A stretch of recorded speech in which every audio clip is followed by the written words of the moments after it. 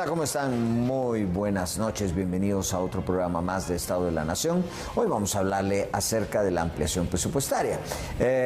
Pues realmente ustedes saben que la Corte de Constitucionalidad ya había otorgado un recurso provisional de amparo en contra de esa ampliación, pero bueno, hoy sorpresivamente en la tarde se movieron las aguas, presentaron la moción privilegiada y por supuesto tenían los 109 votos, 108 votos que se necesitan, no sé exactamente cuántos consiguieron al final, pero bueno, pasó nuevamente la ampliación presupuestaria. O sea que vamos a hablar acerca de esta historia recurrente ya en el país. Y para esto, nuestros analistas invitados, el doctor Olaf Dirkmaat y el licenciado Omar Barrios. A ambos, muchas gracias por estar acá con nosotros para platicar acerca de esto. Bueno, empecemos con la raíz. A ver, ¿realmente este país necesita 14.500 millones más? Yo digo que no, y además es una desgracia porque es puramente reparto político. Yo digo que los gobiernos de izquierda son los peores porque siempre negocian con el bolsillo del contribuyente, en este caso el contribuyente guatemalteco. Y eso es lo que está pasando. Si vemos algunas partidas en la ampliación, obviamente la preocupación de nosotros y de la población, y creo que muy correctamente, es la infraestructura colapsada, los puertos, las carreteras. Y si vemos qué parte de la ampliación va a ese tipo de problemas y prioridades de hoy por hoy que tiene la población guatemalteca, es prácticamente nada. Entonces tenemos 500 millones de quetzales que van, por ejemplo, a la compra y a regalar a una cierta parte de la población fertilizantes. Bueno, recordemos de grandes hombres de Estado como Lee Kuan Yew, que decía que no, el Estado nunca debería regalar absolutamente nada, porque algo regalado no se aprecia. Y los fertilizantes solo es un ejemplo de muchas otras partidas de reparto, como por ejemplo el tema CODES, ¿no? los consejos de desarrollo, donde va más de 2.3 mil millones de quetzales a puramente botín a repartir por fines y propósitos políticos, y además vemos los intereses de afuera, principalmente la Embajada de Estados Unidos, de por qué es tan urgente aprobar la ampliación, no por el bien no por el bien del pueblo guatemalteco, sino más bien por el bien de este gobierno y para sostenerlos en el poder. Licenciado Barrios, bueno, ya hay otra vez ampliación presupuestaria. En relación a cómo se aprobó y en relación a el procedimiento y lo que la integra desde el punto de vista jurídico, ¿cómo estamos? ¿Eso sí lo cambiaron o eso siguió igual? ¿Cuánto tiempo tenemos en el programa? No me alcanzaría el tiempo para toda la lista, pero empecemos, si quieres, con la parte de forma. Tal vez el vicio más grande que hay en el proceso que estamos viendo es que no se podía entrar a trabajar la misma materia, la misma discusión, mientras que existe un amparo provisional. Eso es bien delicado. O sea, el error que estamos viendo que comete el Congreso de la República es un error nefasto. ¿Por qué?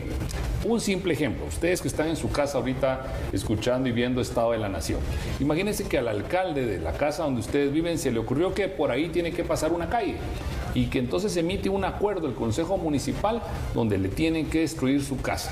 Cuando usted tiene los tractores afuera y todo, va, presenta un amparo y el Tribunal de Amparo le va a dar una protección, un amparo provisional. Ese expediente no puede ser atacado por otra forma que no sea dentro del mismo amparo. Pero entonces viene la municipalidad y dice, bueno, ¿saben qué? Repitamos otra vez la orden. ¿Ya? Porque ese va a ser otro expediente. Armen rápido ahí la calle y todo y vamos de nuevo y hagámoslo sábado para que no esté el Tribunal de Amparo.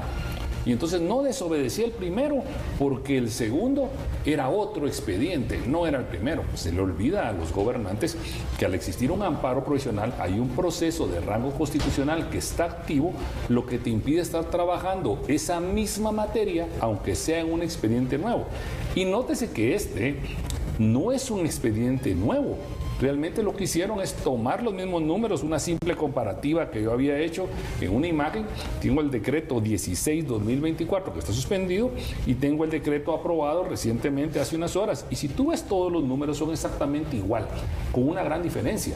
Ahora no proviene del Ejecutivo la iniciativa, ahora proviene de 2 diputados. Y entonces aquí viene un tema más complejo que tal vez Solap lo podrá explicar desde el punto de vista económico.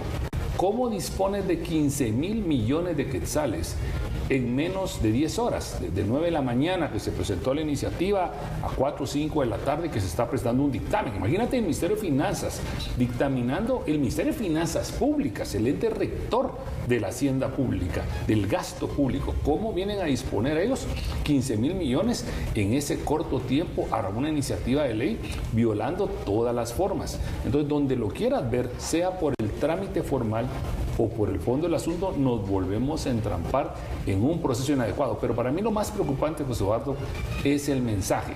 Si un tribunal de amparo me coloca en orden aquí, pues entonces yo le doy la vuelta.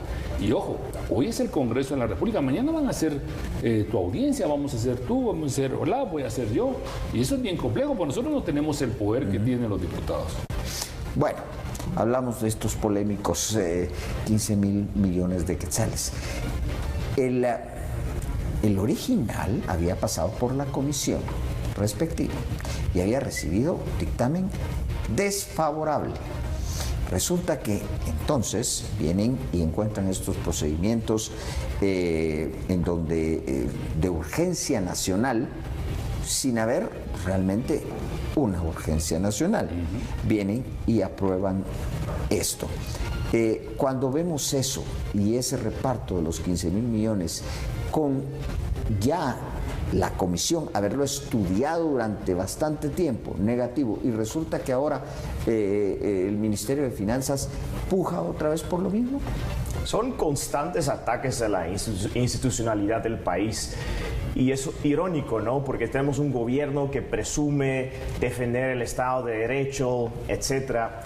Y lo que vemos son los excesos de hace un par de años. Se recuerdan hace dos años, creo yo, en octubre o noviembre, no me acuerdo, cuando se aprobó de noche un presupuesto y había protestas masivas. Que se los bajaron también. Y se lo bajaron el presupuesto después, claramente.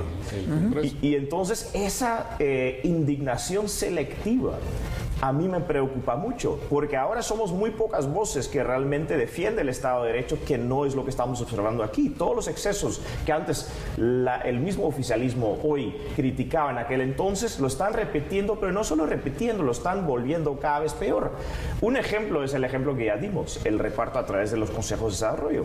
Claro, Jim Matei hacía un poco de lo mismo, pero era un factor 3 menos, era una tercera parte más o menos lo que está repartiendo o lo que se supone que van a repartir hoy. Y así tenemos realmente violación tras violación tras violación, y creo que pinta muy mal para lo que es el imperio de la ley, porque al final parece que las reglas no importan. Este gobierno es lo más sagrado que hay en el mundo y hay que proteger a cualquier costo, en el largo plazo, a cualquier costo, que este gobierno tenga ciertos éxitos. Bueno, señores, estamos aquí un gobierno ejecutivo con un Congreso, una administración de poder que el Estado tenga, supongamos que les dan los 14,500 millones, que se quedan con ellos. O sea, eso nos garantiza a los ciudadanos el éxito en lo que necesitamos, carreteras, puertos y todo esto. Bueno, asegura que este gobierno va a tener más facilidad de negociar con los diputados. Vimos también muy fácilmente como una gran parte del Congreso se pasa de un lado al otro lado si hay dinero por el medio. Y eso no es nuevo, es ocurrido en prácticamente cualquier país del mundo de la misma forma, y nosotros estamos en la antesala, por ejemplo, lo que ha ocurrido en Argentina hace 30 años. Y es mucho mejor prevenir, ¿sí?, que luego remediar, como está haciendo Milei en Argentina, que es casi imposible hacerlo en un solo gobierno. Es un proceso de recuperación de años, sino décadas. Y estamos ante esos pequeños como, no sé, molestaciones, ¿no? Esos pequeños violaciones, esos pequeños malas formas, incluso falta de transparencia, ciertas prácticas opacas que no pintan muy bien para el resto de los 4 años de gobierno que tenemos aquí. ¿Cómo están las apuestas? ¿Qué va a decir la Corte de Constitucionalidad? Hubo un voto de disenso en la resolución pasada del amparo provisional, pero no sé exactamente qué dijo Molina Barreto en ese, porque no todos los votos razonados necesariamente son en contra. Correcto. O necesariamente simplemente disienten de un aspecto pero están apoyando el otro. ¿Cómo cree que va a estar la CC en esto? Bueno, con relación al voto, no fue un voto contrario, sino que fue un voto concurrente, un voto que hizo un razonamiento. O sea, razonamiento sí, pero concurrente. Sí, concurrente, dice, yo de acuerdo. Estoy de acuerdo con el amparo, pero considero que se les olvidó tomar en cuenta estos temas. Imagino en el debate de los 5 magistrados haber sido uno de los puntos a tratar. Bueno, ¿qué es lo que se espera? Definitivamente, pues otra vez me imagino que los mismos actores de la acción de amparo van a tomar 2 caminos. Un camino va a ser la debida ejecución del primer amparo provisional. El primer amparo provisional suspende el acto arbitrario de haber violado el proceso legislativo y establece expresamente la Corte con relación al decreto 16-2024 a ampliación y le coloca el nombre. O sea, lo que está suspendido es el acto arbitrario y por efecto la ampliación. Es decir, no podemos entrar a conocer otra ampliación hasta que esa no se resuelva. ¿Por qué? Imagínate que la Corte ahorita revoca el amparo provisional y dice no era arbitrario. ¿Y qué? Nos topamos con 2 decretos. ¿Cuál va a ser el válido? El 16-2024. Solo es para que vean lo incongruente el actuado de hoy. Posiblemente la Corte de Constitucionalidad, dependiendo de los actos arbitrarios que manifiesten los diputados que están en contrario o los mismos actores que presentaron el primer amparo, van a ir por la debida ejecución. La debida ejecución es una acción dentro del primer amparo que tiene por objeto que la Corte apremie al Congreso a que respete ese amparo provisional. O bien van a optar por un nuevo amparo contra este nuevo acto arbitrario.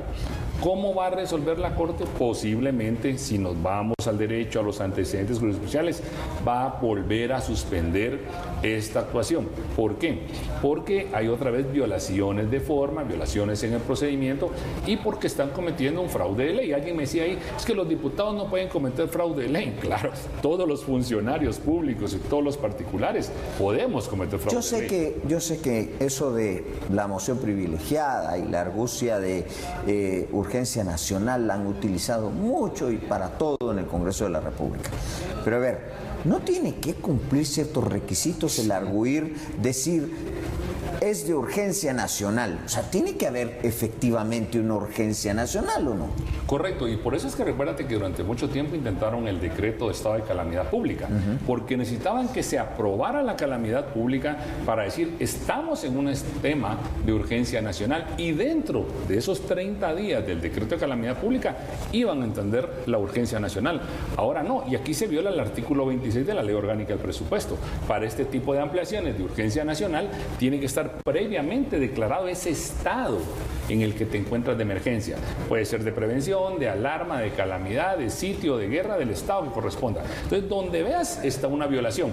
Lo que también tenemos que tener presente, y por lo corto del tiempo, solo quiero que todos se recuerden que un decreto de ampliación presupuestaria no son las 40 hojas que se le dan lectura. Un decreto tiene carpetas, pero carpetas que justifican cada centavo que está en ese número que aparece ahí. Es decir, que tuvo que haber venido el Ministerio de Educación y decir, bueno, yo voy a hacer tal proyecto, necesito tanto, estudios, dictámenes, y llegar a Finanzas y Finanzas preparar esa documentación para colocar ese número. No es un número al azar. Los diputados podrán estar viendo el artículo, pero ellos no pueden aprobar un artículo que no está respaldado con esas carpetas y documentos financieros, que fue lo que hizo precisamente la Comisión de Finanzas cuando dio dictamen desfavorable. Aquí no está debidamente justificado el dinero. Y otra cosa importante, no importa que sean 30 o 40 artículos, con un artículo que lleve deficiencias, con un amparo se suspende, pero no se suspende solo ese artículo, se suspende todo lo actuado. Vamos a hacer una pausa, pero regresamos de inmediato en Estado de la Nación.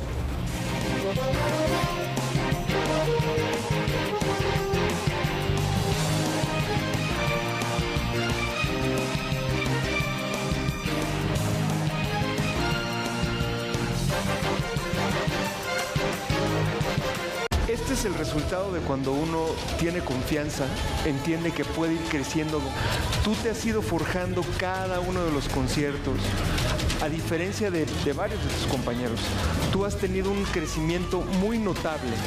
Guatemala sigue brillando en la academia. Recuerda seguir votando por nuestro representante Cristian Salguero para que llegue muy lejos en este gran reality musical. Ingresa a play.tvaztecaguate.com, busca las votaciones de la academia y vota por Cristian. Puedes votar hasta 10 veces diarias por dispositivo. La academia, todos los domingos a las 7 de la noche, solo por TV Azteca Guate, el mejor canal.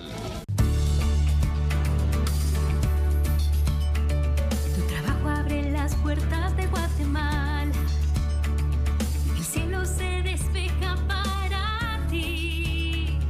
Soñando es que lo logras con tus propias alas, siempre arriba nuestro gran Chapín. Por tus venas corre sangre de los mayas, y moverte siempre es la solución. Esa esencia es tu bandera siempre. A esta gran nación, decimos arriba Guate con todo el corazón, arriba Chapines. Grupo Salinas, celebrando siempre a los chapines que hacen grande a Guatemala. Por esta gran nación.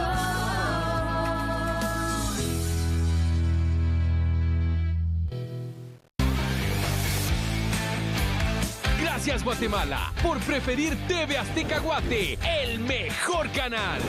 Gracias a ti hemos sido el primer lugar de audiencia por varias semanas y ahora estamos presentes en los primeros lugares.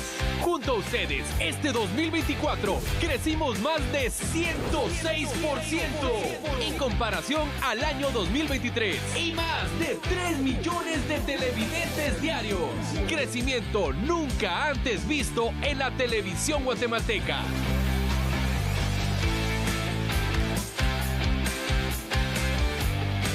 Somos TV Azteca Guate, el mejor canal. Y ahora, en los primeros lugares.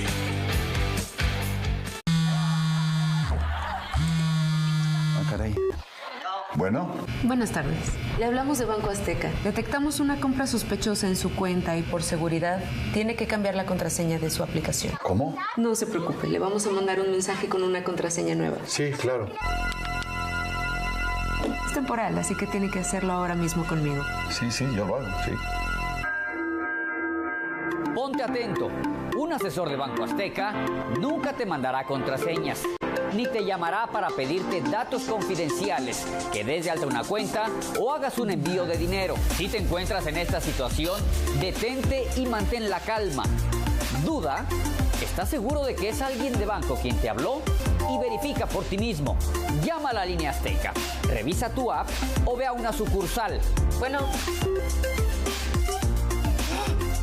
Protege tu dinero. En Banco Azteca nos preocupamos por ti. Ponte atento. Banco Azteca. Sueñas, decides. Logras. TV Azteca Guate, cerca de ti.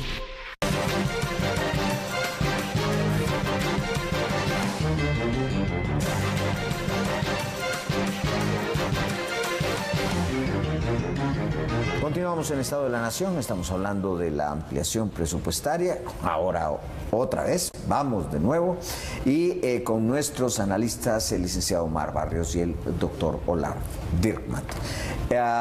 Bien, yo siento que Guatemala está en un momento de oro. Guatemala tenía un presupuesto que había llegado a los 117 millones de quetzales. La recaudación de la SAT estaba por 98, 99, casi 100. Si hubiesen conservado este presupuesto, la brecha presupuestaria hubiese sido mínima. O sea, era un momento de oro para las finanzas del país, a saber si repetible. ¿Qué significado hubiese tenido que viene un gobierno y dice, no, vamos a esperar al crecimiento fiscal para apoyar o no un crecimiento de gasto público? ¿Cómo hubiese sido esa historia? Bueno, al final ese es un tema de credibilidad de la deuda pública que tenemos en el país y como muchos no entienden de que, por ejemplo, el riesgo país es un factor importante en las inversiones privadas del país, una reducción en el riesgo país, que es porque mejora la credibilidad del gobierno en respetar y poder enfrentar las deudas que tiene. Mejorar el riesgo país significa también atraer más inversión, claramente. Eso es el efecto de. En este caso lo que tenemos es un gobierno que realmente, pues, opta por gastar y opta por gastar muchísimo independientemente del costo. Ya lo vimos en pandemia, porque era justamente el partido que hoy está en el poder que está dispuesto a usar el Banco Central para financiar 11.000 millones de quetzales de presupuesto. Y eso es solo un ejemplo de lo que realmente tenemos. Son buenos momentos, además, económicamente en Guatemala. Entiendo que internamente tenemos problemas muy graves, infraestructura y otros temas. Pero, por ejemplo, las remesas están creciendo, los últimos 5 años han crecido a un ritmo increíble.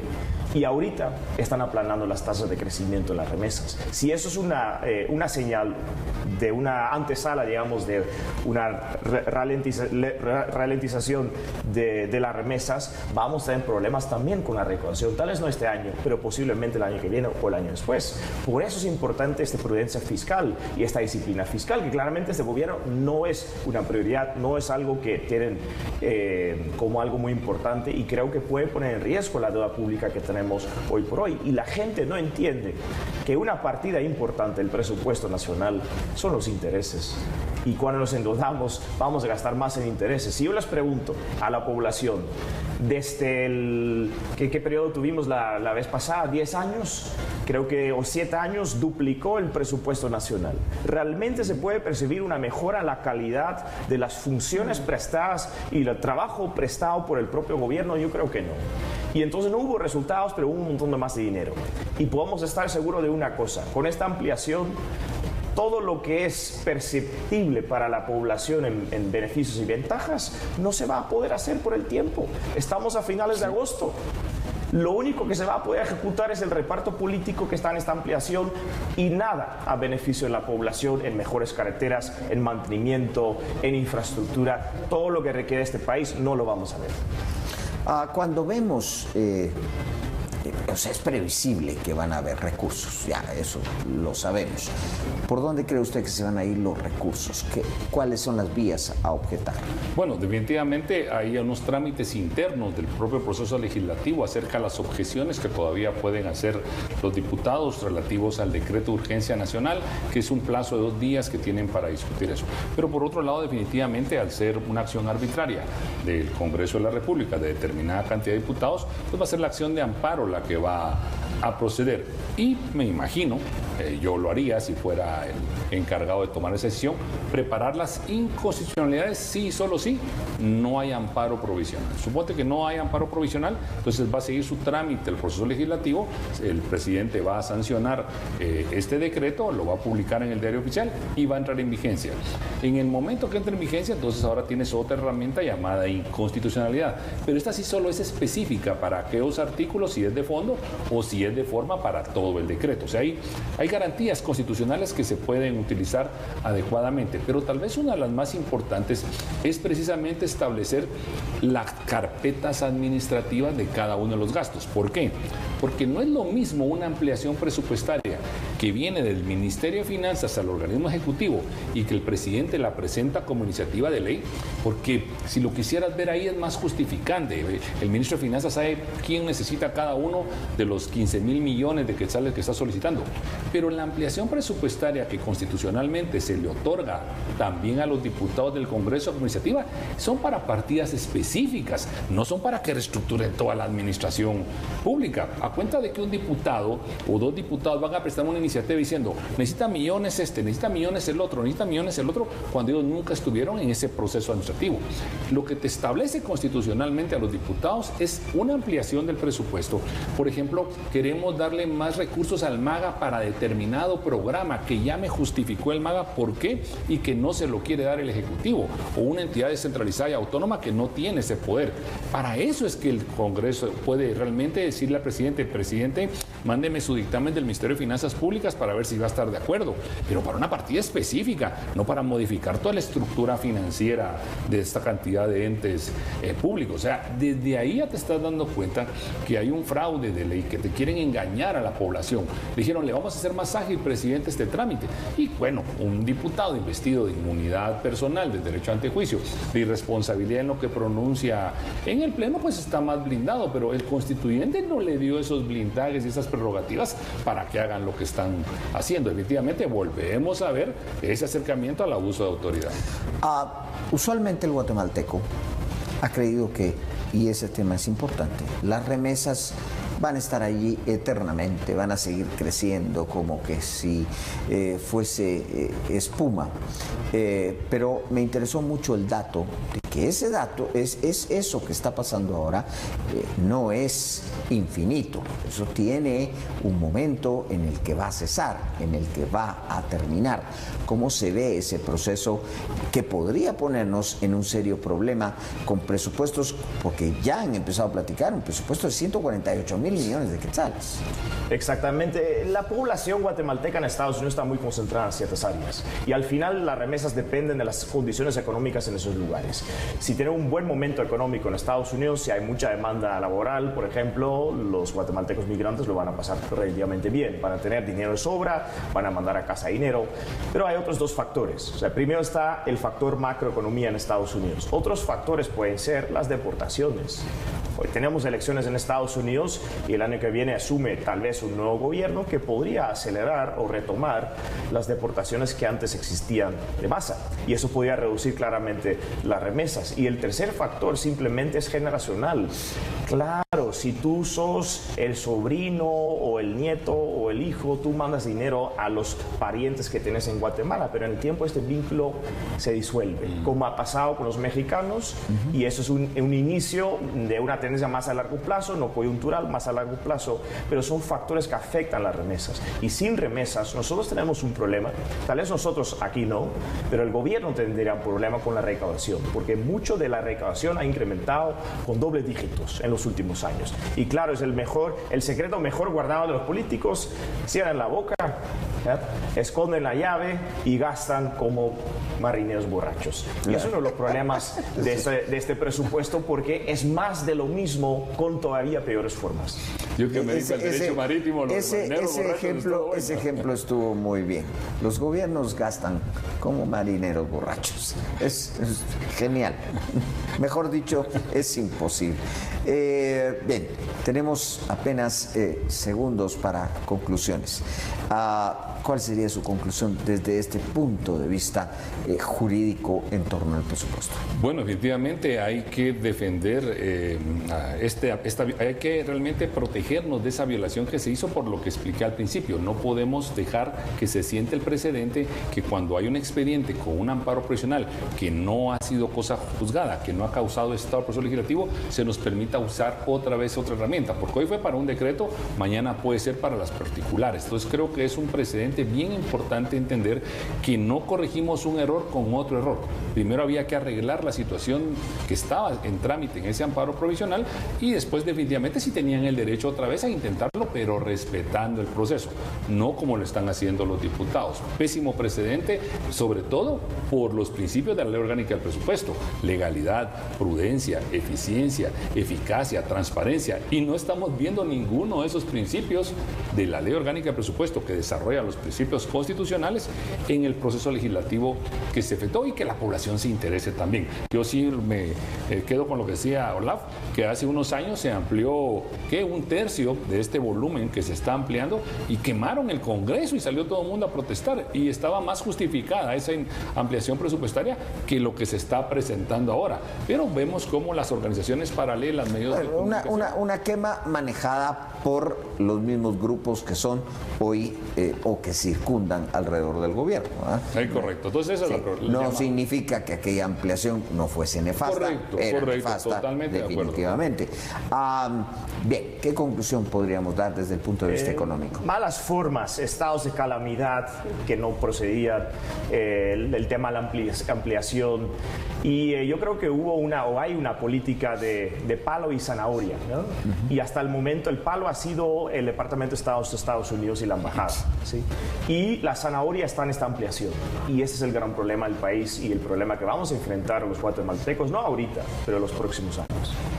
Bien, pues muchas gracias a ambos, les agradecemos mucho el haber estado con nosotros en Estado de la Nación.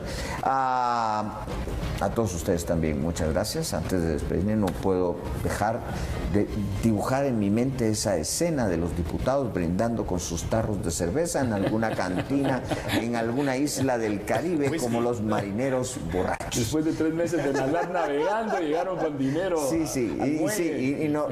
Con whisky sería, por supuesto. Así es que muchas gracias por habernos acompañado. Tengan muy buena noche.